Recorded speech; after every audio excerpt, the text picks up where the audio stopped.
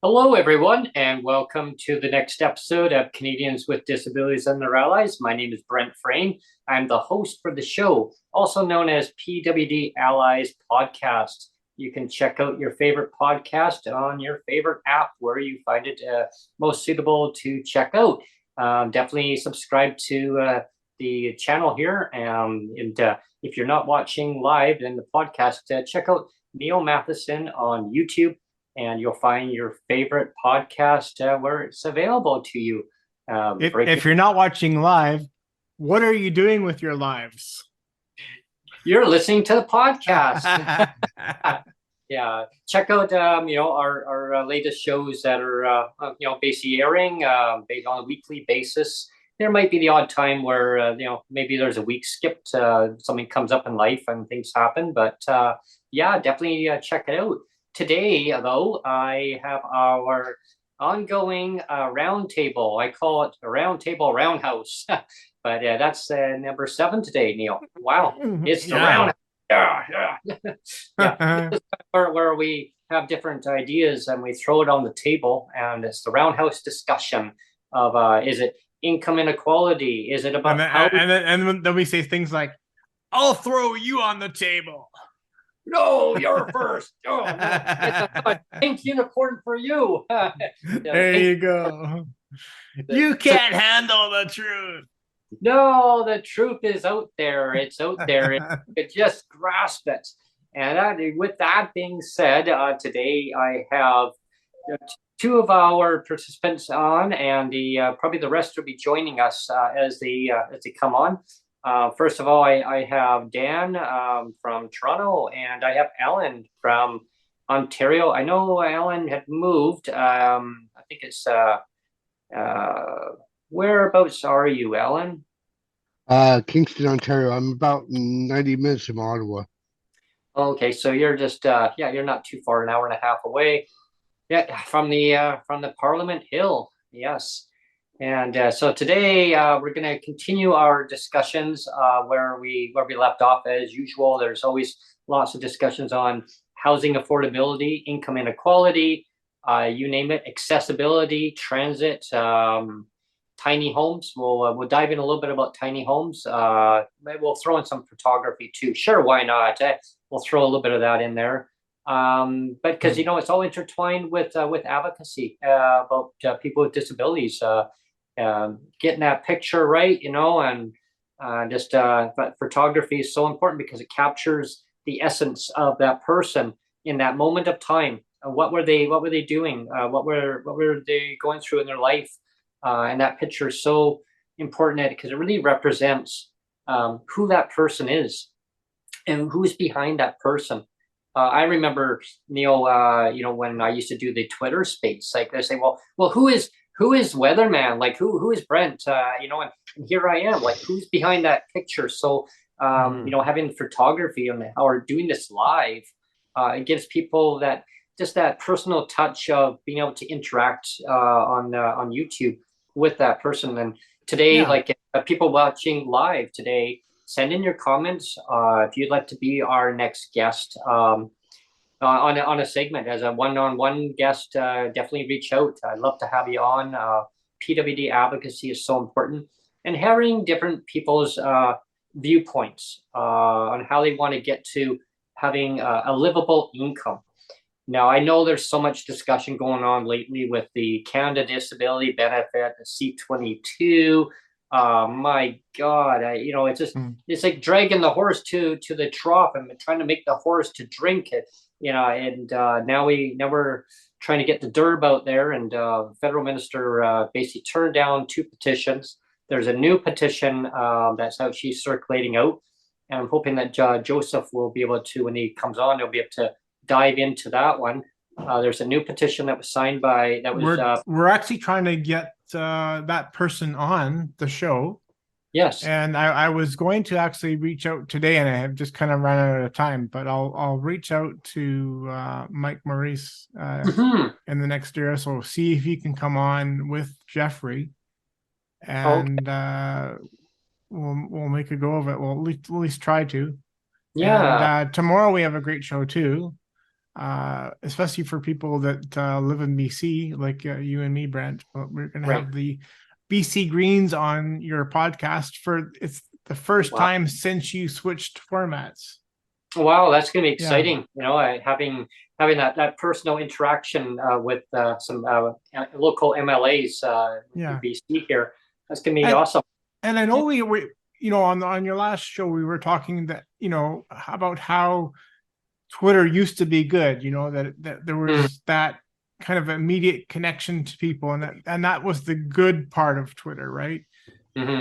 But now, like with you being on YouTube, like the one nice thing about YouTube is, I mean, you've never shied away from anything, or like hid your face or hid your identity. Like, you're out there, and same with me. Yeah. I put myself out there.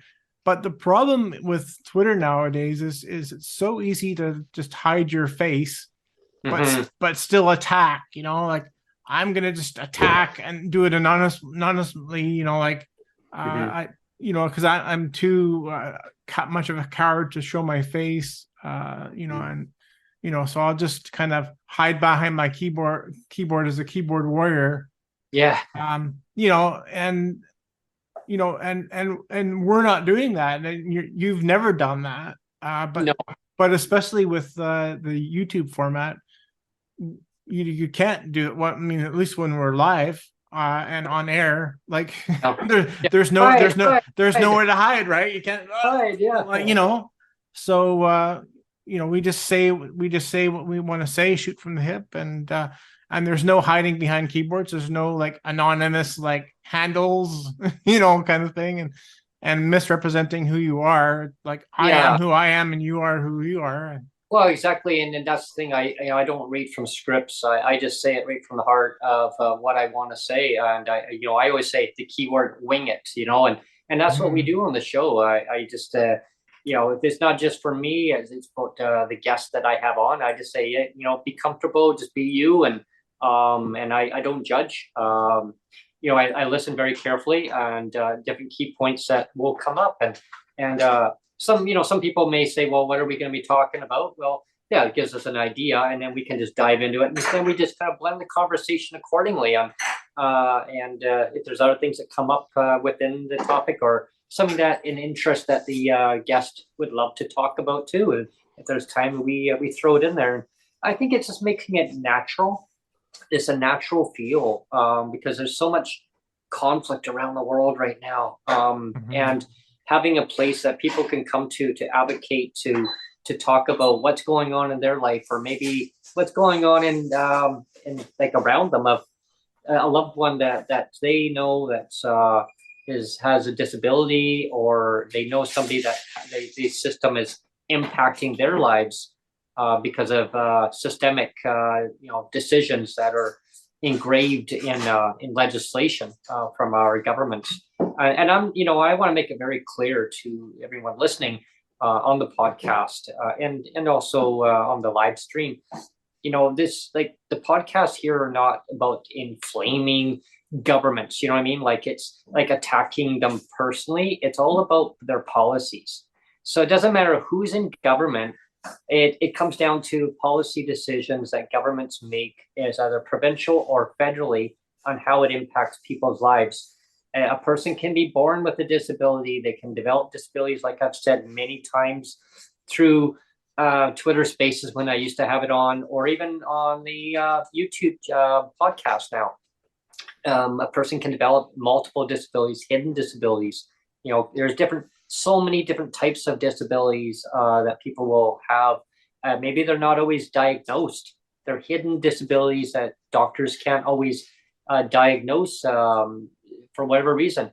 Or maybe they don't qualify for a supplement because they don't have a designation of a certain condition that they still need that supplement, like a vitamin supplement. I mean, I have to get vitamin supplements myself, but I don't have that diagnosis to get that condition to get it. And I don't think, to me, I don't think it's right that a person should have to jump through all those hoops through the government, if it's provincial, saying, well, you can apply for all these different supplements. Well, the doctors, if you don't have I'd like to have an income supplement. yeah, I mean, and that's why we need a livable income. And I believe that the long-term solution is a livable basic income. That's what Canadians are going to need going forward. Because these programs, I'll get to start with Dan, and then we'll go to Ellen, and then any of our guests that on our roundtable come on, we can dive into this. But again, these programs were designed decades and decades ago. They are so old, and they just need to be completely dismantled and rebuilt. Because keep tweaking them, and little breadcrumbs here. Oh, here's $50 here. Meanwhile, you get a rent increase. Well, if your market rents are high, or even if you're not, if you're in like RGI, it's still the cost of living. It just gobbles it right up, so you don't even notice it. And so I think a livable income is what people need. So Dan, I'm going to pass it over to you. What do you feel that like these programs? Like, I know you're in Ontario, so you got the ODSP, they call it there, and OW, and provincial programs across the country. And in your view, I mean, I don't want to put you on the hot potato here, but I mean, do you feel that these rates are just so inadequate, they're not keeping up like with the standard of living? You hear me clearly? Yeah. Yeah, no, so sorry about my connection there, man. Something's going on with my phone here, but the housing in particular, it's, for example, today here in Ontario, I heard, I was telling you guys earlier, I heard that Global News had put up that there's 27,000 people on the wait list for Toronto housing. And that's total BS, because like I worked there, and back in 2019, I believe it was. Oh man, I think we're going to have problems with Dan today, which is too bad. The audio, yeah. And well, when we Dan, lost MJ there too. Yeah, well, I don't know what's going on today. It's not me. No. It's the pink unicorn. It's the pink unicorn's fault. But when Danka is able to connect, I'll get him to continue on that. But I think what he's mentioning here is the stats. Those sounds like those numbers that he mentioned are way outdated. And kind of I'm glad that you mentioned that, Dan. If you're listening and you're not able to connect, just keep trying. I'll come back to you. You just jump in when you're ready. Because the recent stats, actually, just the housing stats, apparently CMHC has now mentioned that we need major amount of housing built now. They, I guess, underestimated the amount of housing that Canada needs. And that goes with all sectors of income category. And they basically want to really focus on low to very low income amount of housing to be built. Now, that's great. I was listening to a podcast live on TV just the other day, and see if I can get a little clip. I'll play it actually on here. I'll dig it up in a few minutes. But basically, they're saying that the amount of housing that needs to be built, it's so outdated. Everything's delayed decades. For what reason? I don't know. I don't really have a solution to what kind of housing needs to be built. I mean, how much? But obviously, there needs to be affordability needs to be built into that. Sure, we can build all the housing we need, but is it going to be government-controlled housing? Is it going to be corporate housing? I think that if the government makes deals with the corporations, that obviously they're like a monopoly in Canada right now, and sky's the limit right now. The rent, as soon as a tenant moves out, they can jack up your rent as high as they want. I know some people say, well, vacancy control, or yeah, there's a couple sides to that. But the problem is, it needs to be a standard. There has to be some kind of standard put in place, or if landlords take advantage of it too much, then there needs to be some kind of measures put in place. I don't know what it is. We'll get ideas from people that are on our roundtable today. Yeah, definitely. I think all different types of builds, if it's through corporations that they have their contractors building the housing, or is it government who have their contractors building for nonprofit? Sure, build it all, but make it truly affordable for the person's income. So, if they say government A says, okay, our contractors are going to build the housing. Sure, okay. Now, how much is the rent? Oh, it's $1,000 a month. Well, $1,000 a month, if that takes up 80% of the person's PWD check, or 85%, what do they got to live on? So I mean, that's why a livable income needs to be high enough so it can buffer that amount. I mean, if politicians can give themselves $2,500 to rent in a month on average across the country, I'm sure certain provinces are the prices a little bit different, but on average it's $2,500 a month. Imagine giving that to PWD also on top of their actual income. But now they can maybe find a safe place they can call home.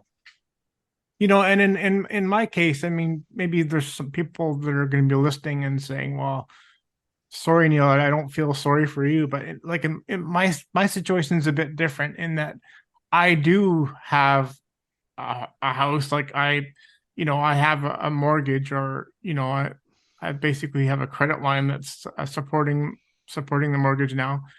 And, I bought it with my first wife when we had money. and I never bought the house as an investment. Like, it wasn't like, oh, I'm going to make a crap load of money on this. I bought it. Are you Airbnb in there, No. Neil? Like I bought it as a home. I bought it as a home, and a home only, right? And it pisses me off now that houses have become this commodity now, where it's not just a place to live. And like I've said before, like my property tax just over the last year and the last like 4 or 5 years, it's doubled since last year. Mm-hmm. It doubled, and it's that doesn't make sense. Like why? Like, I bought this place. It was we bought it for $129 back in 2005, and it's been appraised for over $600,000 now. Whoa! So that's like what's that? Like 18 years ago, it was 129, and fast forward 18 years, and it's now worth over, according to the the appraisal, it's worth over $600,000. And so like I said, some people are going to scoff and go, well, Neil, you're sitting on $600,000. Why are you complaining? It's because like I said, I'm not buying it for an investment. I'm buying it as a house. It's my home. If I were to sell this place, I mean, where am I going to move to? I'm gonna sell it and then be forced to like pay somebody $2,000 or $3,000 a month to rent. No thanks. Well, yeah, because the average rent price right now, I mean, for a one bedroom in Metro Vancouver is like $2,000, and in Vancouver it's $3,000, but in Metro Vancouver it's $2,000. I know in Victoria it's $2,000 minimum, and that's in a really older building outside of the realm where the company that I rent from, it's getting up there. Building I live in, it's just under two, but the average price is $2,500 in Victoria. It's going to be like $2,500 or $3,000 is going to be the norm pretty soon. Yeah, and it's $4,000. And if it's going to be $3,000, that's in 1 year. you've flushed $36,000 in rent. Right. then. You times it by Okay. 10 years. I don't know if any- And then so if you're saying, like, for me, if I have my so-called $600,000 place now, Right. I mean, I've got all this debt now too. I got to pay off the debt first, but pretend that I had $600,000 once I sold this place. Right. You know, like, that's not gonna last me maybe 10 years, and then I'm gonna be back to zero again. Right. Exactly. You know?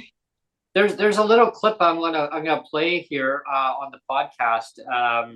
It's about the housing crisis. It was about from a realtor who is in British Columbia, and it was actually just on the local podcast from Mo Amir. Anyone listening on the podcast? Okay.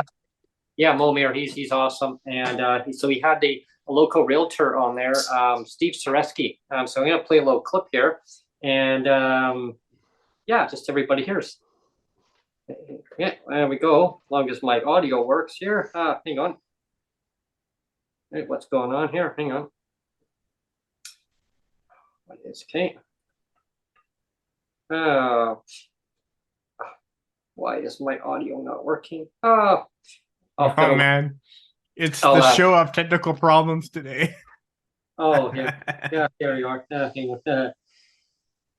Was working a minute ago. I'll get you to continue on there just for a minute, Neil, and then I'll cut in there. Just give me a moment. We have MJ on, but I'm not sure if he's got audio right now. And actually, Alan's also popped off now too. So I don't know what's going on. Is it? We have all these unicorns running around today. I did that because I was running my tea. Oh, okay. Sorry. There you go. I didn't want my microwave, but I was thinking it was technical issues again. Oh, Brent. Oh, I think 57. Here it is. Pull in one. Okay, here it is. Okay. I'm gonna play it right now for you. Here we go. What are some of the larger problems? I think that Canada's population growth is growing at the fastest rate since 1957. When you pull in 1.1 million people here over a 12-month period, you're exacerbating a housing crisis. So I think the immigration side, we've seen the federal government come out in recent weeks and saying, okay, now we're going to start to look at tweaking this. Obviously, we've been fundamentally, I think, underbuilding over the last 10, 15 years. And so I think those are some of the larger issues. And Airbnb, we're seeing obviously cities across North America now grappling with this issue. I do think there needs to be some regulation. And it's hard to draw a line of where do you draw the line on Airbnb? Do you just outright ban it? Yeah. Yeah, and that's the thing, right? I mean, if you ban Airbnb completely, now there's this, I mean, obviously, as we know, there's not enough housing across the country to match the amount of immigration. And yeah, like I'm all for immigration coming into Canada. Oh, for sure, right? I mean, there's so many issues why things are happening. Canada's always been a place for immigrants to come to. And even when I was a kid, I remember in school, there was I had just a small little handful of children from other countries that were there. Really great people. But Canada's just not equipped to handle the amount of housing. Why? Because the feds and all different levels of government didn't cooperate with each other to get all the housing built, right? Feds deregulated the housing. What could go wrong? You don't build, you don't get make it happen. And stock does need to be replenished over time. More people keep coming in the country. You got to make sure that you're going to accommodate everyone coming into the country, even the current the citizens, right? The people do have to move for whatever reason in their life. Maybe they need to move to a community that they grew up in. Maybe they want to live in the community that they grew up in, like myself. But no, a corporation price is going up, so I had to move. So I'll get into that part another time. But the fact is that having immigration in Canada it's important. We need it for so many reasons. We have an aging population of doctors, nurses, different practitioners, you name it. They're all retiring. We need skilled, immigrants that are coming in here from other countries to fill the void, for sure. I mean, I'm all for it, but we also need the housing to make sure that they have a place to stay that they can call home to, And so we need to have a balance here. Well, they But can when it- all they But can all Brent- live in tents. But part Well, of the yeah. problem here is we're not just bringing in skilled immigrants. We're bringing in refugees, and that a lot of these people don't have skills, Mhm. right? So the problem I see here is when we're talking about skilled people, I mean, we need skilled people. That is true. But when we bring in unskilled people, we're finding that these are for jobs that are going away through automation. So unskilled people are kind of a redundant resource in 20 years. Mhm, You know, mhm. we have to look forward to for the type of people that we're bringing in, and our government's just throwing everything at it to fill an emptiness, and they're not coming at this with a strategic plan. Mhm. Yeah, that's the thing, right? They're just kind of just saying, well, yeah, we need them in, but they're not really figuring it out. So they thought, well, we'll figure it out later. And of course, then it puts strain on our short-term rental, and then we've got Airbnb going on, puts strain on our tourism for sure, because there's not enough hotels. Why? Because government keeps selling them off for the homeless. Well, if you just give people enough money or give the people that are precariously housed, then they're going to be able to do so many things in a positive way with their lives, hopefully, right? And the ones that that they can't be housed, I don't have the answer to that, because there's so many different pieces of the puzzle, shall we say, that it goes into society to help the different certain individuals. We've they got get- We've got a comment from chat here, and it's from Branwyn, and she Hi, Branwyn. says Airbnb would be fine if there was a large surplus of housing for people to live in. So Yes. I agree. I mean, Yeah. the Airbnb wouldn't be an issue if Right. there was enough of a surplus of housing to Well- pick up the slack, right? Yeah. Well, to me, I think Airbnb, I think the buildings should be built purposely. If you're going to be building for a commercial venture like Airbnb, then that should be what you'd be building for, and that should be your designated area of town or whatever where it's going to be Airbnb. But the rest of it is being built for housing, and Airbnb won't be allowed there, right? I mean, I would be absolutely have no problem with that if there was designated areas for it, right? But going and taking out the ample supply that currently is required is where the big problem really is. And That would be interesting, actually, if they could zone for Airbnb. I mean, absolutely. the Like government create a new zoning for Yes. Airbnb. Yeah. I think the government can do anything they want. They could create a brand new set of zoning parameters for Airbnb to only exist in this area or this neighborhood, and anything outside of there is now banned, right? So it would change the parameters of the game while allowing for the business to coexist. And I like to go and try not to destroy business ventures that people are building, So, I mean, in any way we have for people trying to go and have a job so they're not being reliant on the system, I have to go and say the government needs to go and have a very close check and balance, right?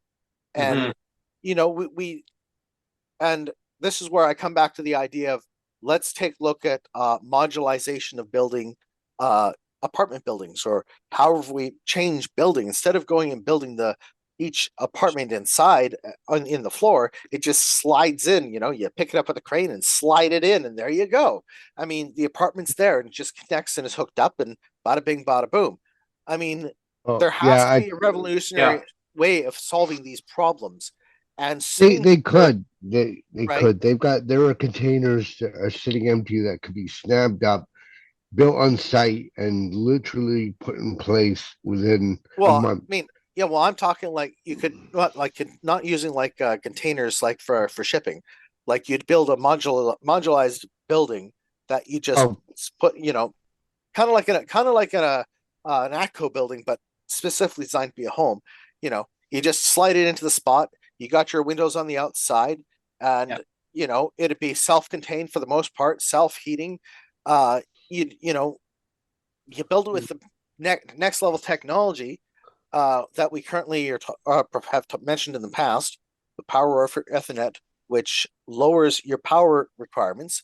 Use the proper new 2030 building codes where we got 12 inches of insulation.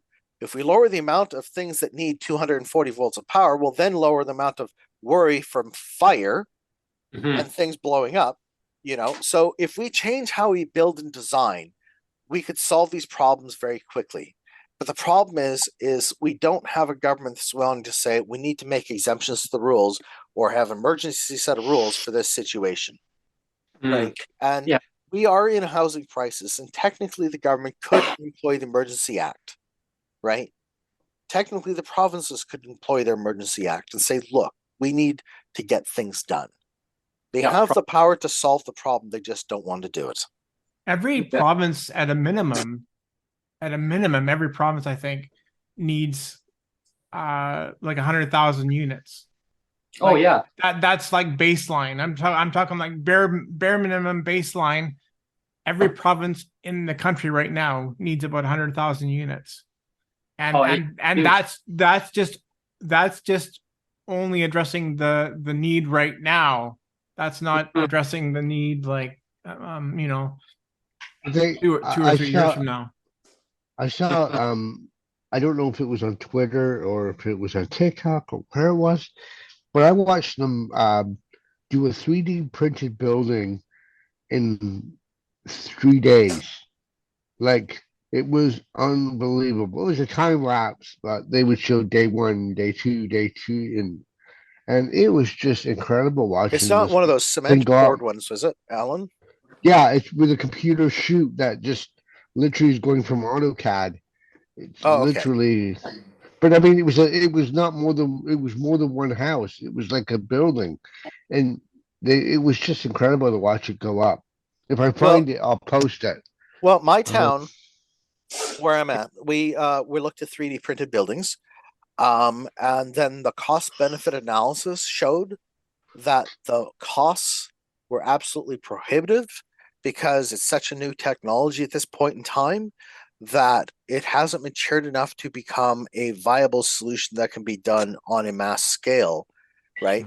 And this is where new technologies, well, they sound good and great. You have to look at the cost benefit analysis to go and do this to solve the problem. So this is where, to me, if we modularized these buildings and made apartment buildings that were very modularized, right, and they're built exactly the same, didn't matter where they were, unless they were specially built for handicap and or short people, or because we might have to go and make those accommodations. Well, we will have to. I hate to say it, we will. Building these things, so handicap places are going to have to be built, and we'll have to make the accommodations for them too. And when we build these places, the bottom line comes down to the fact that once you have a conveyor belt system built in place, right, you'd be able to go and build these buildings at such a high speed that you could go and have these things coming out and being built at 10, 20, 30, 40, 50, 100, or 200 a day if conveyor belts and design systems were put in place. So you started from point A to point Z and you got it done, right? And yeah, it's like right now, like they're saying in Canada, like Canada says we'll need to build an additional 2.45 million homes over and above the base level of 2.2 million homes by 2030. It says 9.6 million. Yeah, which is crazy, eh? Like that's just, they're so far behind in getting these homes built. Right, and this is right, and this is where modularization for apartment buildings. I mean, even if they're 10-story or 20-story or 50-story, at this point, I don't care how we solve this problem, right? We just have to solve the problem, right? Yeah, exactly. I mean, I'm looking at this from we are at a national security crisis.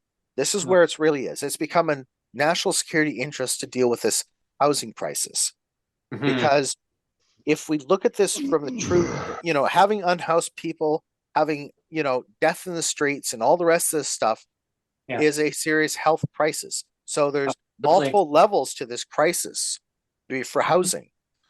So we if we said, okay, we're going to clear this land, we're going to build these conveyor belts, we're going to build these apartment buildings, they're going to be 20 by 30, we'll say, 600 square feet for a single person, or we'll have larger ones, 1,000 square feet for 2 people, etc.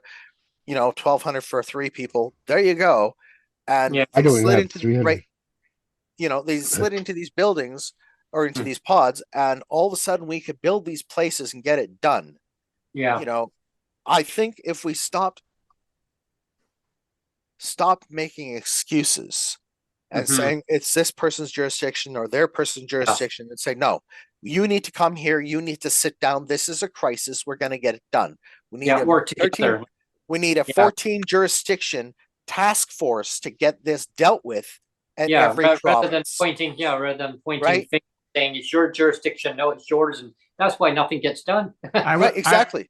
I would get on a plane, but then I'd be worried that Eric Canada would lose my wheelchair or damage Right, it. right, yes, that's another hot topic that But will. yeah, there was a Oh, comedian that faced the same thing.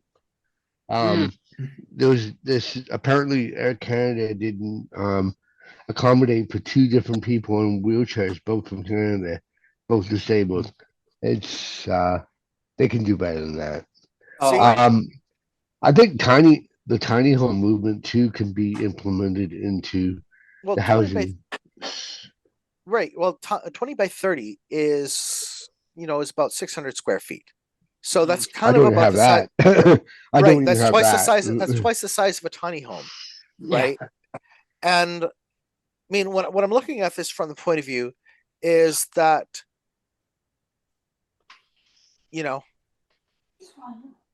Neil's taking a phone call. Hopefully he's muted himself. Oops. So the point is solving these problems and having a 14th jurisdiction task force is saying, look, we need to create 14, or we'll say 13, or I don't know, we could even just say 10 factories across the nation that builds these particular types of buildings. And we start going and taking these buildings and we take these, when we start building 5-story buildings in smaller towns or 10-story in larger places and so on and so forth, it's just start building these. We would have jobs, we would have solutions, and we'd have people housed. And if we started doing this, we could have people housed, very quickly, right? Very quickly. It's Well, just, and then there's the affordability part too, and to make sure that that they're going to be matching, what people can afford. Especially, and that's why having the income as we discussed. I mean, a livable income. Yeah. well, and that's I just just where like my idea I'd of like to see, UABI would solve that problem. Yeah. Is you'd Yeah. be able to go and rent to own, where you'd own the thing, and there you go. So the only Yeah. thing you'd be paying is water, sewer, and your hydro. Yeah. I'd Because just like to see people who are on a fixed income PWD, ODSP, where their income is actually considered a salary or an income, with the wording on how it is, so that when you walk through, so I timed it out. If I spent a year here, I would have spent $15,000 roughly on rent. Now Right. you times that by 5, that's almost 75 grand. I would like to be able to say I want a 5-year mortgage so I can get my tiny home, and I want my ODSP to be seen as an income, because at least I've got some options. Because right now I'm just like, I'm at the whim of, if whoever buys my building, if they say we're renovating everyone because it's not up to building code, and we're gonna have to tear the building down because it's not viable to keep repairing it. Like we've been down to 1 elevator for the last 3 weeks, and they're telling us another month. So we got 2 elevators and one's out. And they got it fixed for a day or so, but you couldn't go to the main floor in it. You had to go down to the 3rd floor and then walk down. Well, how's that going to help someone in a wheelchair? Exactly. Right. So my worry is that they're going to look at my building and say, okay, so you painted it. So what? It's still not up to It's still, Up to the snuff. heating is not up, the electricity is not up, the whole frame, what do they call it? The wiring system is not Yeah, up to. he's upgraded. So Yeah. it's cheaper for us to tear it down, but we'll build a new building and then you're welcome to move back in at a different price point. Like, Yeah. Well, I mean, especially with and wiring, Alan. Like, I mean, yeah, it's like it plugging in a big amplifier or something. Oh, I guess it can't handle that voltage. well, See, and this I is had why I had a Oh, go ahead. this- Go ahead. Go. sorry, I had a lamp that I've got two plugs in my kitchen, right? One is right by the sink. Okay. I don't know who came up with that idea. I'm no plumber, but that like right literally over the sink. Oh. And the other plug is the other plug that's used for the fridge is on the other side of the thing. So if I have one of those six plug prong things, I've got to unplug stuff while I'm using the microwave. Like, so my worry is that whoever buys this building is going to say, you know, it's just cheaper for us to knock it down and build a new building in its place. So now it would you be. got 14 floors of people with 25 units per floor suddenly out of a place to live. This is yeah. this is why Over to you. Yeah. You know, this is why when it comes to the solutions to solving problems, with what I'm suggesting is, if this housing crisis is declared a national emergency, we create a Right. 14-panel task force, we get buildings being built, we go and get pods built for the people. I mean, it'll be a small apartment, 600 square feet isn't much, but if it's just you, I mean, it's one person, that's fine and dandy. For two people, you need more. 3 people, you need more. You know, and this is where, you can go and modularize this stuff and just have it so there's just one design. It doesn't, that's where simplification would solve problems. Stop goofing off with 50 layouts, right? You get rid of the 50 layouts, you go with one layout. Now you can go and build, these buildings. Sure, in 25 years, these places might be turned into useless pieces of crap and will have to be recycled. Fine. That time, hopefully there'll be another solution that we can come up with, or that'll be there, because technology is going to advance. Oh, right? yeah, absolutely. And if AI takes off, AI is going to start being the things that are going to build these things, and I look at it from the point of view is, with power over Ethernet, people don't realize that most of the technology in their house is all using basically, it's all using DC power. It's just being converted from AC to DC. And the big catch point with all of this is being able to go and ensure that when we build these places, we don't have to go and spend an arm and a leg on the latest, on technology. Most of the technology that I'm suggesting is already there. I just found out the other day that you can go and have a heat pump system operating on 48 volts instead of 240. Oh, wow. So the technology to change things around, that's DC power, by the way. So the technology for all of this that I talk about would fall into the new environmental standards that they're talking about, and it would also lower the amount of power and energy that is needed to be used, right? And if we really want, we can put a treadmill in there for them to go and charge the battery on their little apartment. I mean, Too, the way people are using appliances today has changed so dramatically. I mean, like, if I didn't have an oven, I wouldn't be lost. If I had one of those glass induction tops and then a toaster oven, an air fryer, and a microwave, that's it. That's all you really need. And a super efficient fridge. I've got an oven that I haven't used in probably 8 years. I don't use my oven either. Like the big one. I just have a small convection one that I use. Oh, yeah. That's it. But I have a full size one that I never, Yeah. I want to find I've been looking for a chopping block that will go completely, I can get the little feet for it, and it can go over my stove top because I don't have a lot of prep storage, and then get one of those glass induction tops that I could just plug into the existing stove.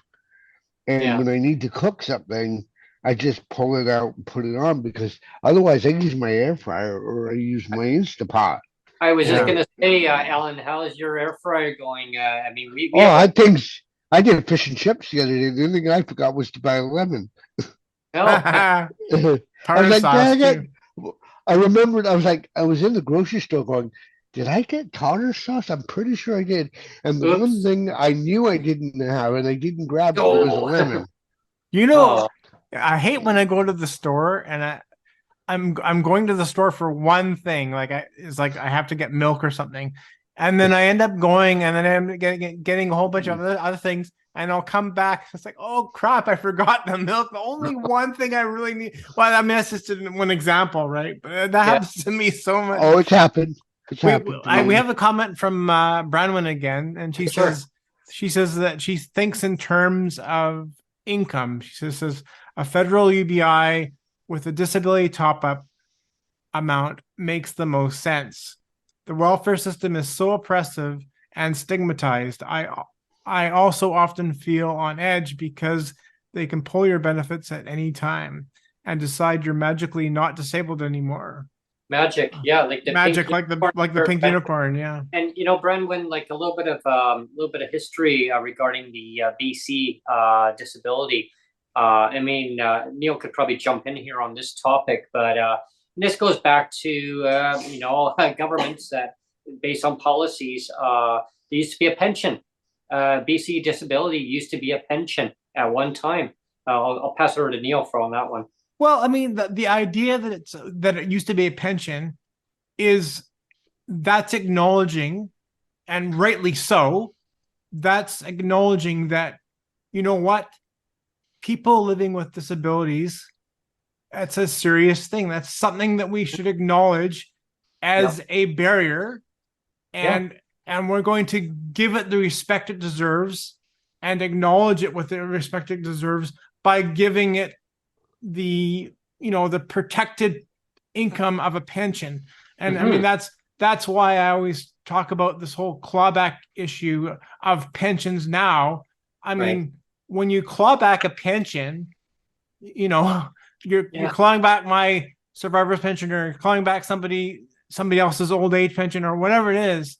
You're not respecting what a pension is.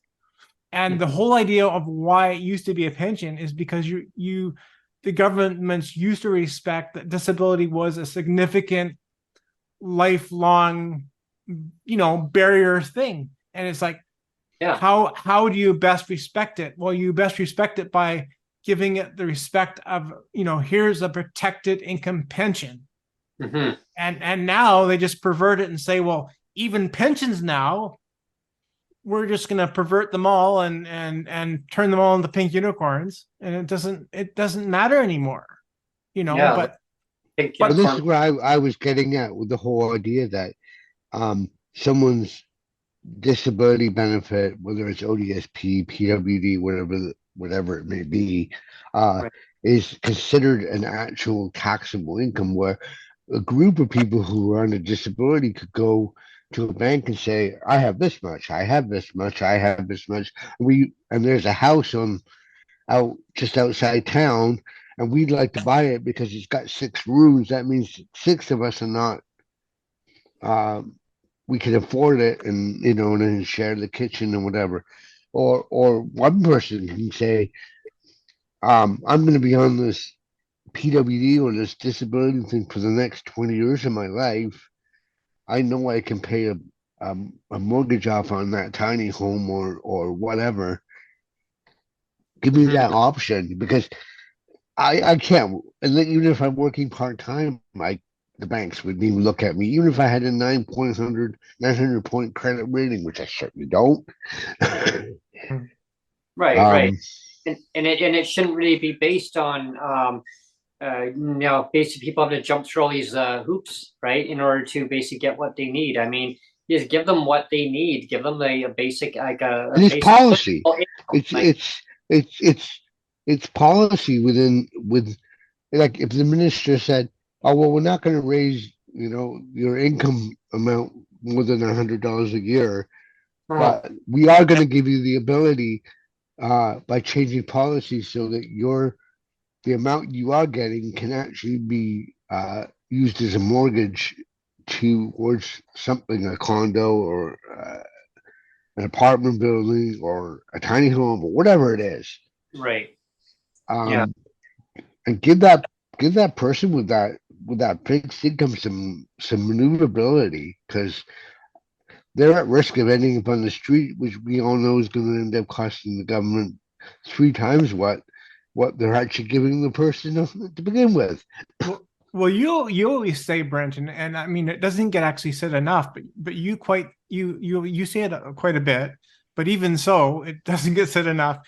And you make the comment that the way everything is now with the disability support systems or the social assistance, it's like the government pits, or the provincial governments are pitting disabled against disabled and saying, you as a disabled person, you get this, and you as a disabled person over here get this. In other words, you deserve, if we talk about rent and stuff, it's like, well, you deserve a subsidized rent and you don't, right? And you deserve subsidized rent here and you don't, and why is that? And right. So I'll dive into that part just so that people listening to the podcast today, and then maybe Brent, when you can, maybe if you'd like to comment on my comment here, or anyone else on the chat session, or or if you're listening live and you want to jump into the chat session. So here it goes on that. Thanks, Neil, for bringing that up, because I get really spoiled when it comes to that, because it doesn't have to be the way that the system is designed, and just people understand the system is designed to work exactly the way that the government wants it to work. And that's why we're here, to bring the awareness of the problem that the system is failing, and it is failing. It has been failing for decades. It's just getting worse, right, with the cost of living. So with that being said, it's like pitting disabled people, saying, okay, against disabled people. You can have RGI. Oh, but you want to live in the for-profit sector, market housing, your corporate landlord. Hey, you want to live it? That's your choice. Hey, you want to pay high market rent? No. I can't afford it. I want RGI. I want rent guaranteed income. Oh, you want government supported housing? No. I just want to be able to live. See, so it's pitting people against people, disabled, and they do that with seniors too, eh? Because I know my mom went through that, and I tell you, it was a headache and a half. What it is in society, we got it as society, we got to bring it to the government's attention. Like, this is what's happening, and that's why we do these podcasts, to bring the awareness to so people in general say, oh, I didn't know that. And here's another corker that I throw in here all the time. If you don't have a physical address in BC, and I think there's other provinces, I know Ontario does the same thing. Maybe I'll get Ellen to jump in there in a bit on this one. If you don't have a physical address, you do not get your shelter portion. Really? Well, maybe the rent is too high. Maybe you got booted out of your home because the building was sold, right? Maybe it's condemned. Maybe your building is it's not habitable. Maybe another company has bought it and they said, hey, you know what? We're going to completely do a rental eviction. So we don't want you here. You're going to be turfed out. So you found a place that, hey, maybe your buddy or someone that you know, maybe your grandma, maybe your parents, if you have parents that they're still alive. I don't. But say, imagine if I found a place and my building got sold. I don't know where I'd go. Hey, Neil, can I crash at your place? Hey. Yeah, but no, you can only be here for a week. So here's I have one couch in the living room. Yeah, but here's one example though. Like I'm just gonna use this as an example though, so that people understand this. So yeah, Neil goes, 1 week, Brent. You got 1 week. You can stay here. So that's called a no fixed address. That's not a permanent address. But then, my aunt says, hey, Brent, you can stay with me for a week. But Neil says you can stay here for a week. My cousin, yeah, you can stay. Couch surfing. Oh, couch surfing, yes, but according to the government, that's not a fixed address. Oh, but I'm gonna give them here's $100 for you, Neil. Here's $100 to my aunt. Well, you know what? Next thing you know, you're now paying more. You're now Mhm. paying more out of your check because you don't get your shelter portion. So now it's coming. Your rent now is getting paid out of your base support portion. What do you got left? You got less than what you would actually have in your full check. And so If it becomes I difficult. Yes. and here's the kicker. If my mom said to me or my sister said, "Hey, we need you to come and stay for a week so we can get help," I don't know, let's say we're gonna renovate the garage into a livable space and we just need an extra set of hands. Mhm. If I'm outside, if I leave my province or whatever for say 5 days, next month my amount goes down. Yeah, and that's when I It's usually so say, well, take punitive. It's like one the most pass. important See, and as this Yeah. this is why, this is why I've, when I started looking at this, I was looking at it from my point of view. And my point of view has been that these people don't care. They believe that they're doing their job and that's just the way it is. I mean, I've had these people tell me I'm just doing my job. And I replied with, and so were the people that put the people in the gas chambers. So don't tell me you're just doing your job. And the lady was like, that's just cruel and mean. I said, exactly what you're doing to me. Because, when these people try to go and to state that, oh, this is just their job, I have to go and cry at the level of idiocy that you have inside you to realize that you are just that cold-hearted. Because no human being should be made to be that cold-hearted to another human being to justify abusing another human being to go and make them homeless or find a reason to go and cut their money because they didn't comply with this or that. Yeah. And this is why when I came up with UABI, Mhm. I came from it from a point of being hurt, I came a point of anger, and then a point of resolution of understanding that if these people weren't there and we Mhm. just stopped this, and we got rid of all these goofy programs all over the place that Mhm. waste our tax dollars, we would Yep. have a solution.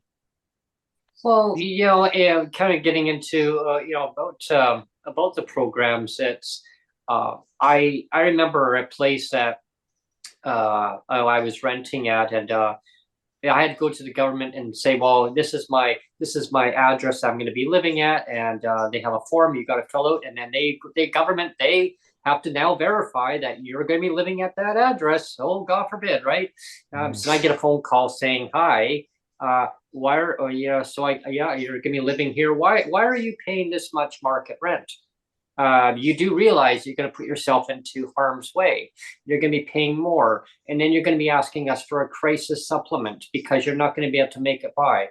I go, well, isn't that my choice, right? Isn't it about the recipient's choice where they want to live? Isn't that about autonomy? I said, and as time went on, I learned a little bit more about that word, right? About that, I said, this is where I want to live. I said, I should I not be allowed to live where I want to live? Oh, absolutely. But our job is to make sure that you're not exhausting all your revenue from us into market rent. I go, that's my choice. Can you not find a cheaper place? I go, oh, there is no cheaper place. Oh, there is. If you look, I go, oh, trust me, I've looked. Well, I saw a place for well, then you go find $800. it.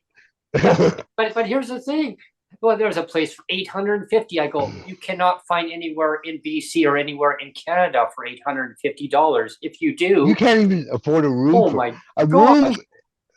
A room is before I moved out of Niagara, and I was on pretty good terms with my roommates.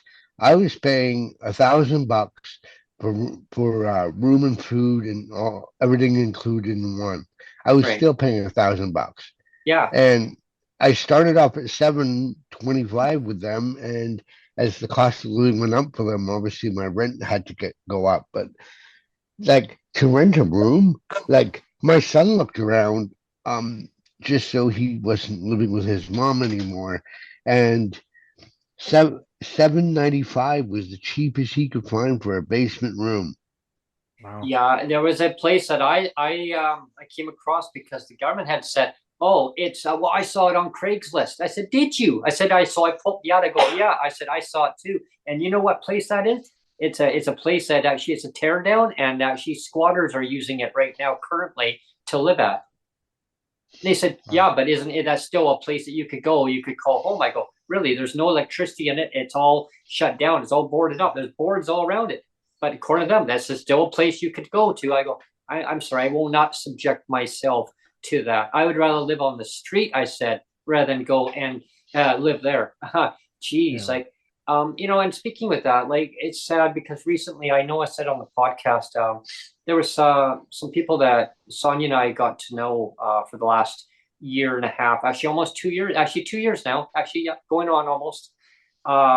They're actually moving to Winnipeg because they can't afford to live in British Columbia anymore. The cost of living is a little bit cheaper.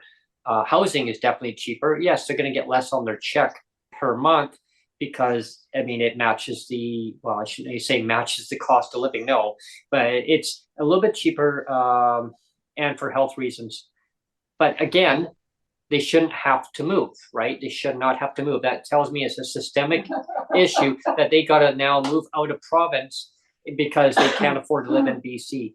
BC is the most expensive province in Canada to live in based on taxes and the cost of living. And I don't do that blame game of, well, BC versus this and that, but BC's apparently always been that way. But I like BC. That I call it this my home, and I shouldn't have to decide, oh well, I'm gonna want to live in Victoria because the housing's cheaper. I still do not call this home. And Neil knows this because I've said this on the podcast, and I've done a Breaking with Brent segment. And I did one just recently too. I want you to come home to Langley too, Brent and Sonia. Yeah. Sonia's actually got her headphones on right now. She's listening to our question period in the BC Legislature. Okay. And that's what she was laughing at. Oh, no, but so she's probably laughing at them arguing with each other. A blame game, right? Well, like I'm going to say the Captain Obvious thing here is that, there's that meme that goes around that says the system is broken. And then the next frame over says, well, actually the system is working exactly as intended, It is. So, It is. and that's a really sad and unfortunate part of it all. See, when Trudeau went and said that he admires the basic dictatorship of China, I understood what he was saying.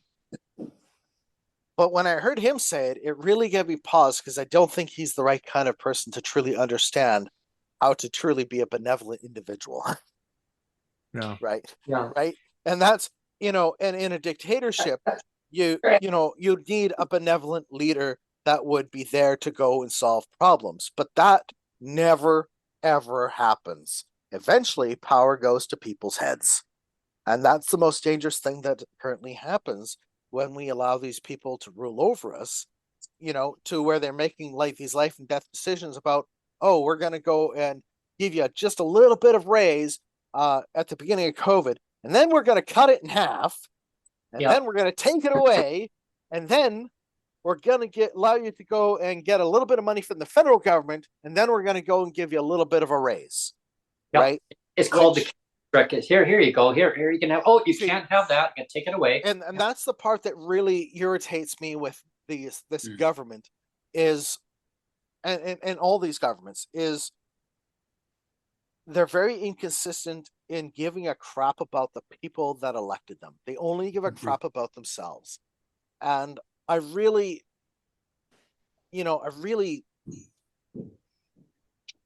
just get angered when it's like these people say, well, we're your elected representatives. Really? If you were, you would be representing us to the T, to what the people want, not what your party interests are, or not what your special interests are. And this is where the problems are, is with all these special interests matriculating around political parties, they have to play these games to where they only can go and fulfill just this much, just a little bit, but not everything, to go and solve the problems. And this is where, to me, politics has become part of the problem of solving the problems for the people. But let's Yeah. let's give some MLAs and MPs credit though, because, and I mean I could call out quite a few people, but just off the top of my head, because I'm thinking Derb, I'm gonna mention Mike Maurice. Like I know for him as an example, he's one of those MPs that's out there that's always, if you listen to him speak, and when he comes on your show, even Brent, he's Right. always saying like, he's always raising issues about voters in his area, and like almost like mentioning people by name, saying, you know, Susan from so and so, from Susan from Kitchener has asked me to pose this question, or you know, Bill from what, you know, like he really makes a point of saying, you know, I'm representing the people in my riding, Mhm. and maybe not enough of them do that, but I did want to at least give some MLAs and some MPs credit that some really do make an effort to you know, pose the questions that are coming from the electric. The electoral. Electorate. I can't even say it. I'm sorry. Yeah. I tongue get that. tied. Stop twisting your tongue. It's not working. I'm also I get that way sometimes. Oh. I believe there's some good politicians out there, but There, what worries me is there when a is. political party will throw someone like Sarah Jarma under the bus.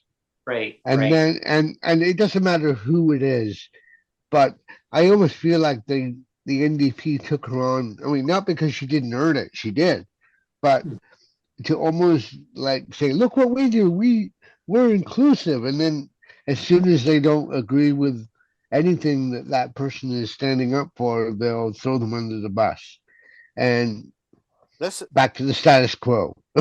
yeah, well, exactly. This is why, to me, I dislike political parties all around, is because political parties create division. And, you know, and this is where, to me, the federal and the provincial governments, you know, should be ceding more authority to the local governments, because this is where the problems truly are, right? The real problems of housing and homelessness are dealt with at a local level. They're dealt with at the local level of with the cities with their zoning and all the rest of this stuff. So so at the same time, we need to go and have the provinces basically say, hey, you guys need to go and solve the zoning problems for building these buildings, and we need to get them built, right? And, you know, we get the companies to start building these things, we build these buildings, and they can be put up, because basically it's going to be wire frame, for like you'd have the frame of the building basically put up, and then everything else would just be put up on the outside, and there you go. And it is just, you know, I don't know, look, kind of might look cheesy, it might look cheap, but you could probably make it look a little better. But the point is we're sitting here with a housing crisis, and we're sitting here with a financial crisis for people because of governments with insane plans that are brought in by foreign entities to go and make our lives more expensive.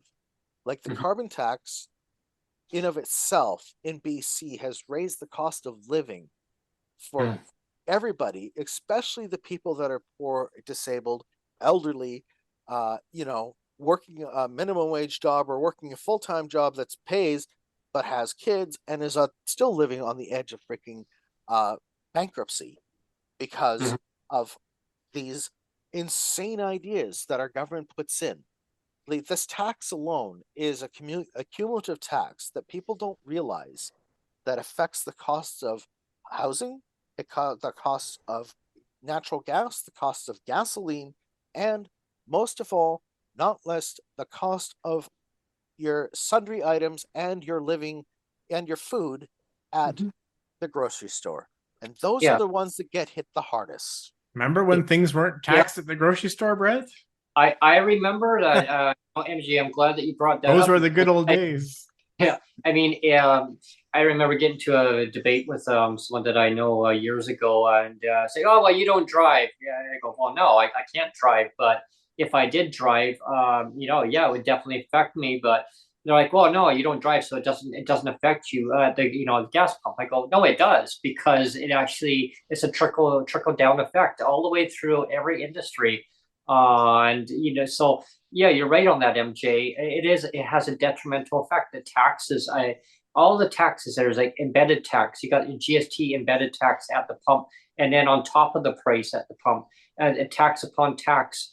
You got TransLink tax. I mean, in Victoria, we don't got TransLink tax, but the gas prices are high here, right? Because corporations can get away with it. Oh, we got to truck it all there, right? Well, Yeah. see, and this is where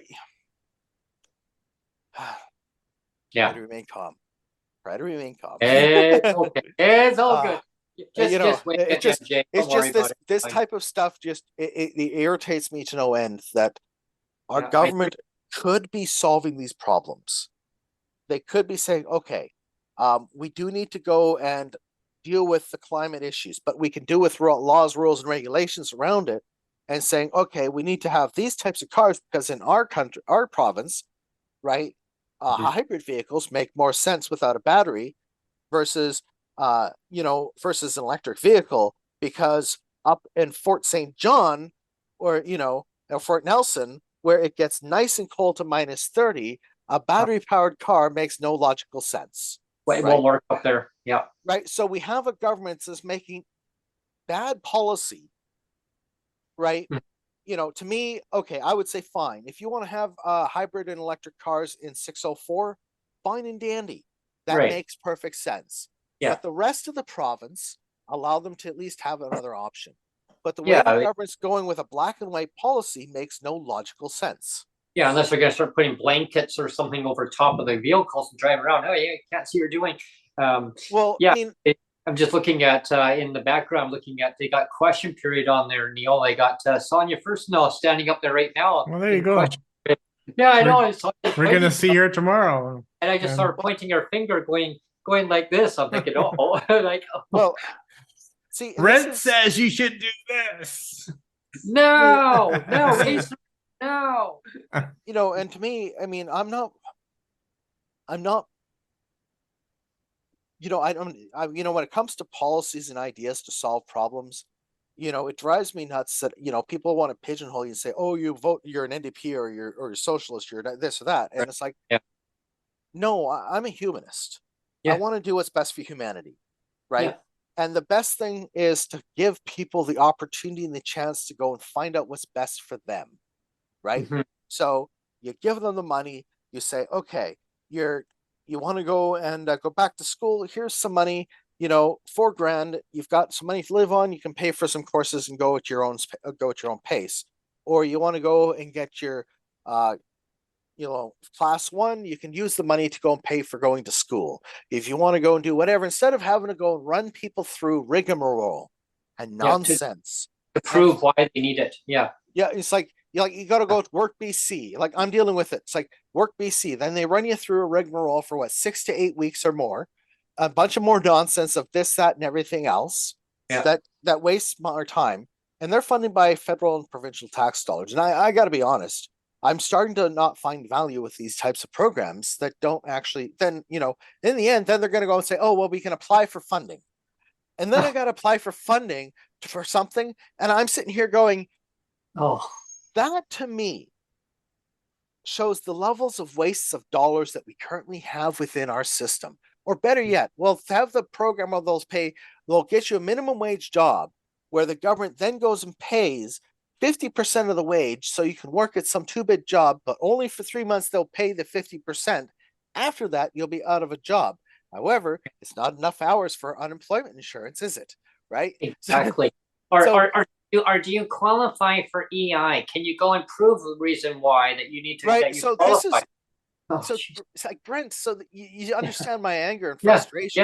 Yeah. It's like you've got all of these programs that we've built over the sundry of years, and all they do is just, I'm going to be honest, they're make work programs to employ people, right? Yeah. In these programs that if we took away the salaries for half of these people. I mean, they could have collected UBI, they could have found another job, or they could have went into the private sector, Mhm. right? I mean, I'm one of these people that I'm pro private sector for most everything, Mhm. right? And then giving people the opportunity to get themselves together. For example, if you got $4,000, you say, "Oh, I want to start a little business and build a business," right? Mhm. And then you get it to a point where your business now needs a location. You have the money available that's not going to be deducted from you in any way, shape, or form to go Yep. and build your business. You So give now people- you've created somebody, they'll get to a point where they say, "Oh, I don't need this money anymore." Right, because I mean, you give people Oh. all the money, all the resources that they need, and amazing what they can do. I mean, building this thing up that what we got going here. I mean, my gosh, the endless possibilities that it can have. Well, But exactly. no, but it's like no, you need to prove why do you need this? Why do you need that? And my gosh, just Well- show me the money. Well, What exactly. gets me is when they say, "Oh well, we're looking at your disability, your PWD or ODSP, and we're putting you under review." So now Oh, you're yeah. adding extra stress to a Mhm. client who's already stressed Right. out, and Yeah. it puts them into a fight or flight mode, and then they get angry, like, "Well, why didn't you report your earnings, or why didn't you report your gift earnings?" And I'm like, "Oh my god, well, gee, Or are you going to prove? Are you still disabled, Daniel? Are you still disabled? We Yeah. need to get you to go and get a doctor. I don't know, are you still a jerk?" Do you still have cerebral palsy that you got from birth? Oh yeah. Yeah. I Well, remember. I remember. Yeah, one of the administrations that was in, and I said they got put to the ringers on that when they did a huge no. I tell you, there was numerous amount of clients at the time, and they were the government at the time. They were looking at ways of cost savings across all ministries, and they targeted persons with disabilities. And I remember talking on the podcast before on that, but so I'm just going to make it really summary. Is that there was a huge handful, and then they stopped because they got no, that you can't do this. And I tell you, it caused a huge amount of problems for disabled people, PTSD, stress. I mean, you name it. Unfortunately, in some cases, some people committed suicide, which is Yeah. totally unacceptable due to the government's actions at the time. Really, like, so you're going to cause harm on people to prove why they're still disabled. Why do they still need support? Where that same amount used to be a pension. I think government learned at that time to leave that alone. I hope so, because I mean, what you just mentioned, Alan, in Ontario, they're still doing that. They're still saying I need to prove, like as a review. Like, really, that's old age. It's just you're right, MJ, on that Well, too. and I said this before, and I don't mean to throw I don't mean to throw somebody like Rick Hansen under the bus, but No. Back in 1980, like you and I are old enough to remember, we had Terry Fox, and to me, and it's not just because I'm disabled that I'm going to say this, but to me, Terry Fox to this day represents the greatest Canadian that we've ever had. Like, honestly, like, Yep. You can say that I'm just saying it because I'm a disabled person, but besides that, honestly, like, Terry Fox was the best Canadian. He represented Canada better than anybody else ever did, and he just happened to have a disability, right? And we had a little bit of discussion a couple of days ago about this, but like, Terry Fox was you could tell he was one of those people. Like, I was about 12 years old when he passed away, so I was still young but old enough, right? And I remember him standing in front of cameras and speaking to politicians. Like, he would have these conferences where he was standing in front of people, all microphones and TVs, and he didn't really say, I'm being blunt here, but if something was bullshit, he basically said, this is bullshit. Like, You know, he's how it was. Yeah. and if he was still around, Oh. he'd be one of those people to say this is bullshit. And you know what the problem is we don't have enough of those people nowadays with disabilities. We don't have people in power with disabilities saying this is bullshit. If we had a Terry Fox around, like, he would be saying this is bullshit, and everybody would listen. And it sucks that like I'm only one guy, and nobody's gonna listen to me. I'm a nobody, right? I wish I was a Terry Fox. You're a Neo. You're not. You nobody. know, and you know, but you know what I mean. Yeah. Like, Well- I'm just saying, like, Canada needs somebody like a Terry Fox to say this is bullshit, and people would listen. That's you know, I would hope Michael J. Fox might take up the mantle now that he's got what is it? Parkinson's. Parkinson's. Thank you. And he's done Yeah. a I was pretty trying to good job. blank. He's done a pretty good job. But see, here's the thing: is one of the things that I realize is having one person standing up above and being the leader. When that light goes out, everyone starts looking around and trying to figure out who should be the next person. And to me, I'm one of these people. It's like, of thinking that what needs to happen, it's not just for disabled people, but everyone else as well, is we all need to stand up and say, I matter. And I've had, and as the movie says, I'm mad as hell and I'm not going to take it anymore. And I think that's really where we need to be at. Sheila Malcolmson's getting grilled apparently. Oh. Yeah, I don't know. Sonia's got headphones on, and I can see it there. And of course, she has the volume turned on TV, but she got hers not enough. And then Sheila's up there going, and I guess somebody's on asked, both sides or just one side. No, because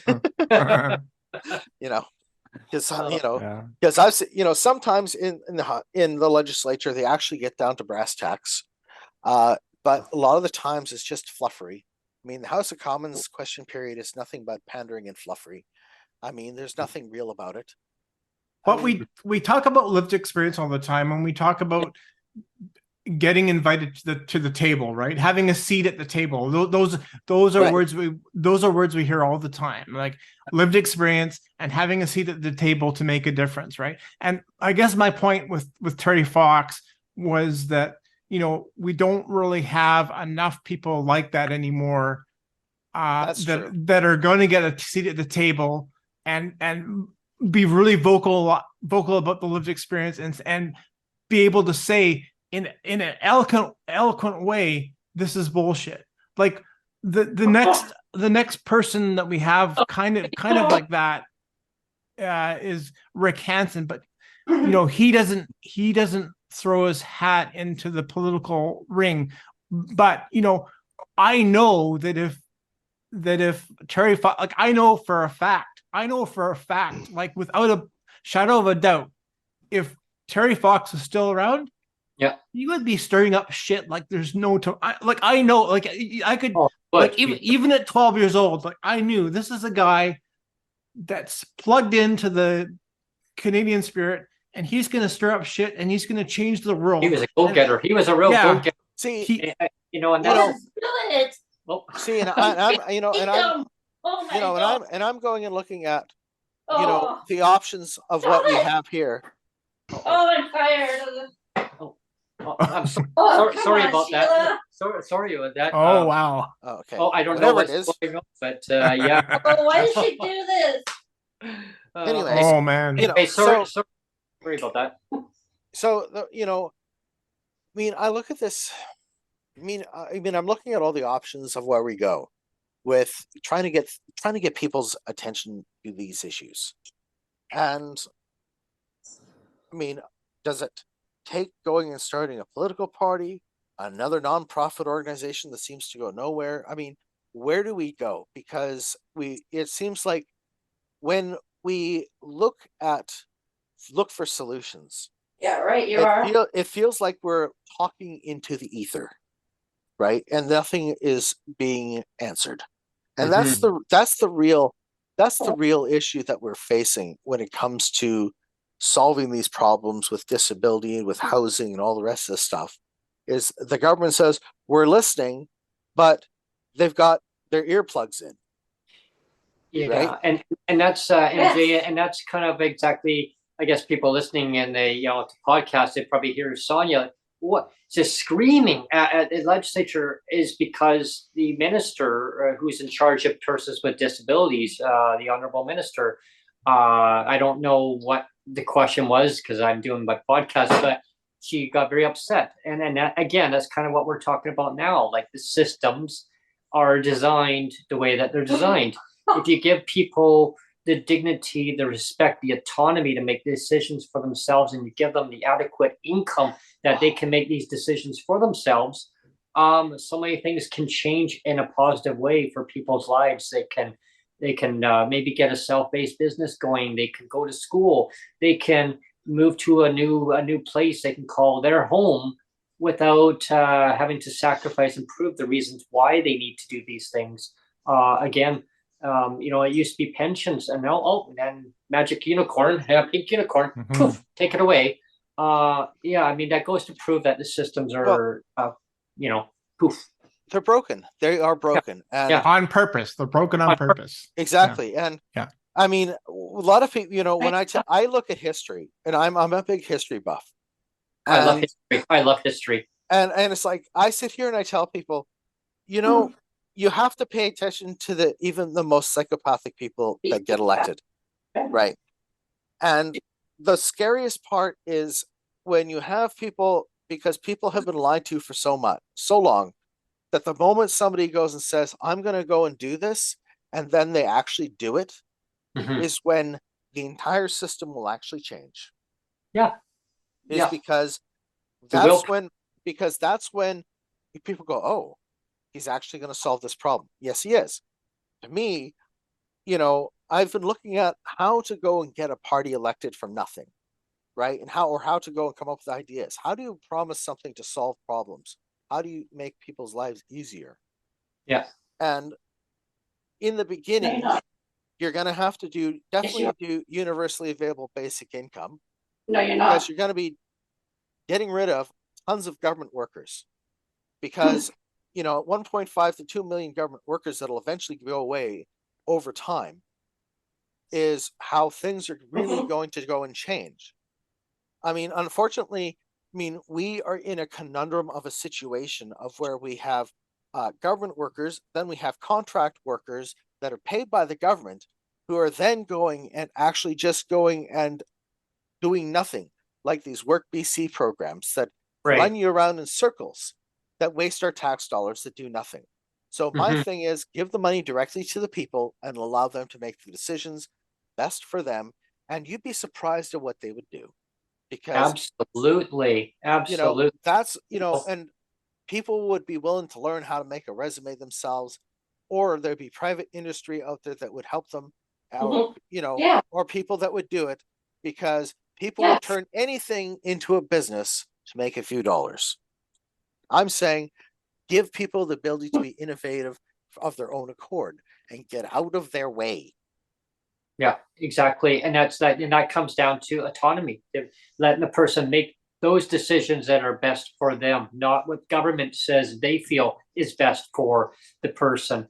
And as soon as that society realizes that letting people make decisions that it works better in their life, lived experience. It comes down to it's all about lived experience.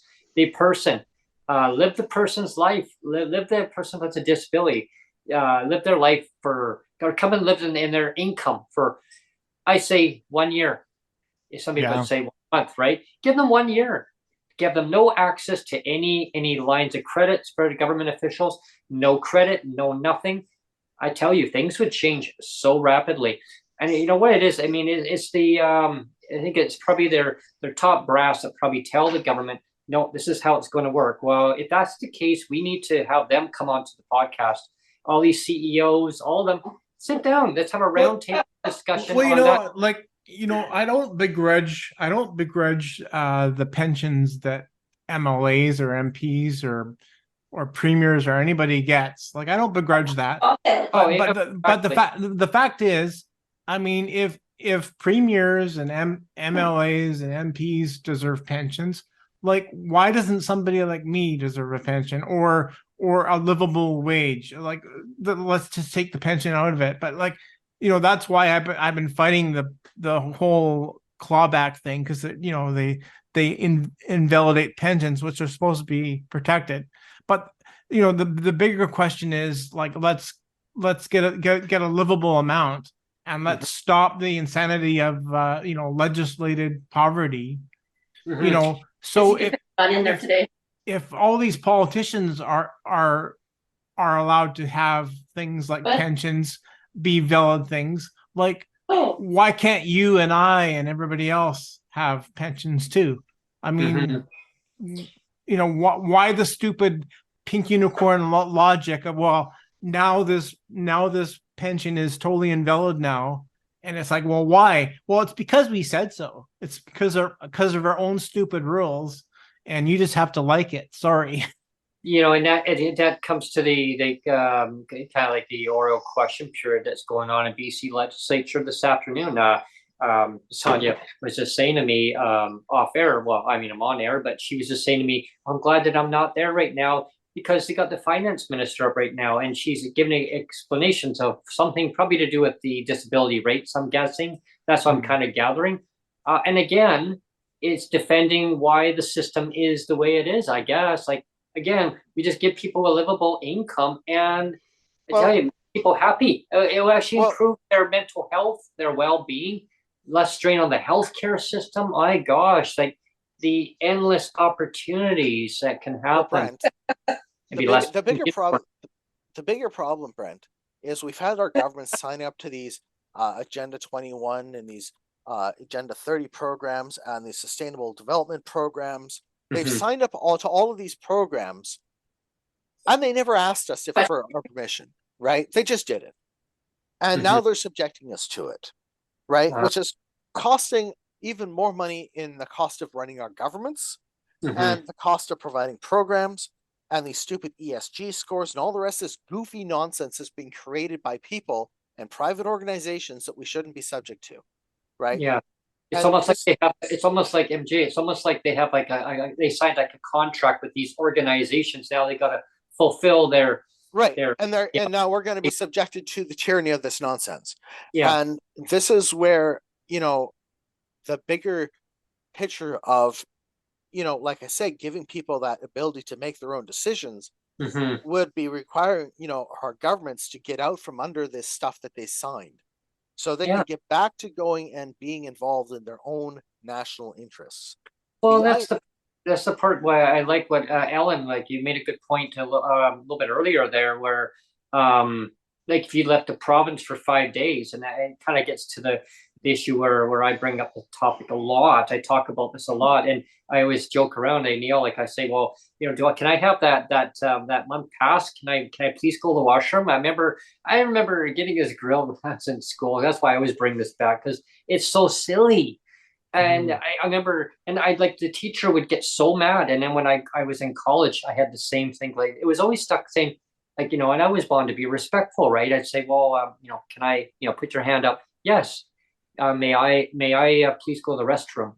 Oh, okay. Well, why are you telling me? Like, I'm giving a presentation here. Like, go. Like, hey, I'm just being thoughtful. Well, no. If you need to go. Like, you go and excuse. Say, yeah, I'll be right back. Yeah. Well, it's like, I'll be back in a month or 2 months. Oh, okay. You don't lose your income. Like, I mean, this is see, to me, I'm one of these people that looks at these problems that have been created and the derivative problems that are coming all the way down to people with PWD and the people that are disabled and the homelessness crisis and all the rest of this stuff all stem from all of these other stupid international agreements that they signed. And this is where a lot of people truly don't understand how big of a picture this really is. It's huge. Where the picture is, for what we're talking about and what we're advocating for is, we're advocating for solutions. But the truth is we're starting to come to this picture of, are any of our political parties really interested in actually getting out from under this stuff, or are they just going to carry on and keep screwing us, right? And Yeah. that's where I'm starting to question a lot of things about where are we going in this nation? Where is this nation? We'll sign the convention. You know, We'll sign the convention for people with disabilities, but we won't actually do anything. Well, because exactly. we'll sign the convention on the rights of persons with disabilities, but we'll just leave it on the shelf and it's getting dusty. But we'll dust it off every so often, Well, and they'll say, "Hey, you got your exactly. back to We'll sign it, but we'll, what they sign it in principle, and what that usually means in their legalese is